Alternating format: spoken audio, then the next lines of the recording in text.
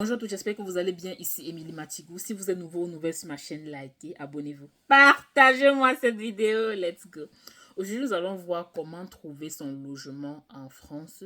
Vous pouvez adapter en fonction du pays où vous vous trouvez, mais pour la France, comment trouver son logement? Déjà, il faut savoir qu'il y a des logements qui ne respectent pas les normes. C'est-à-dire qu'il y a certains bailleurs qui n'ont pas déclaré certaines choses. Pour le logement. Donc, avant de prendre votre logement, il faut vous rassurer que le bailleur soit en règle. Ça va vous éviter les problèmes. C'est vrai, on dit parfois que non, si le bailleur n'est pas en règle et tout, ça ne vous concerne pas, nous concerne you. Et tant que vous payez votre loyer et il vous donne le justificatif de paiement, ça va et tout. Pour éviter les problèmes, mieux se renseigner sur le bailleur est aussi en règle. Ça vous permettra d'éviter certains problèmes parce que le logement est primordial en Europe, surtout en France. Tout ce que vous voulez faire, la première chose qu'on vous demande, même avant de demander votre nom, c'est votre logement, l'autre adresse. Tout le monde le sait. Donc, très important, il faut savoir si le logement est en règle. Deuxième chose, avant de rechercher le logement, il faut vous rassurer que vous avez tous les documents qu'il faut. Oui. Surtout pour les étudiants.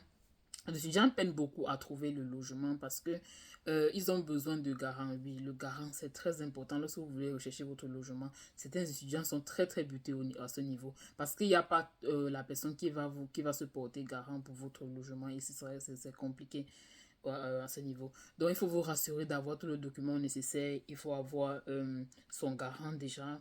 Ou si vous n'avez pas une personne de votre famille qui peut se porter garant, vous pouvez demander peut-être à vos amis. Vous pouvez demander à vos amis de payer, qui vous sont déjà peut-être en CDI et tout, de se porter garant pour vous, ou bien de trouver une personne à qui vous pouvez payer pour se porter garant pour votre logement. Oui. Et aussi j'insiste sur la déclaration d'impôt. Faites vos déclarations d'impôt, même si vous êtes étudiant. Même si vous ne touchez pas encore de salaire, même si vous êtes en alternance, faites votre déclaration. La déclaration d'impôt est très importante, surtout en France. C'est primordial en fait. Et certaines personnes se retrouvent butées lorsqu'ils recherchent un logement parce qu'ils n'ont pas fait de déclaration d'impôt. Généralement, les bailleurs demandent ça. Est-ce que vous avez fait la déclaration d'impôt? Et chaque année, vous devez le faire, cette déclaration. Je précise bien, même si vous êtes étudiant. Donc, ce sont les documents nécessaires pour chercher, pour avoir un logement. Et aussi, il faut avoir un travail. Il faut que le bailleur voit que vous êtes rémunéré. C'est normal. Même si vous êtes bailleur et que vous voulez prendre un logement, vous devez vraiment vous rassurer que la personne, si vous êtes bailleur et que vous voulez réceptionner quelqu'un dans votre logement, vous devez bien sûr vous rassurer que la personne touche une certaine somme d'argent par mois et que la personne sera capable de payer votre logement. C'est tout à fait logique, à mon humble avis.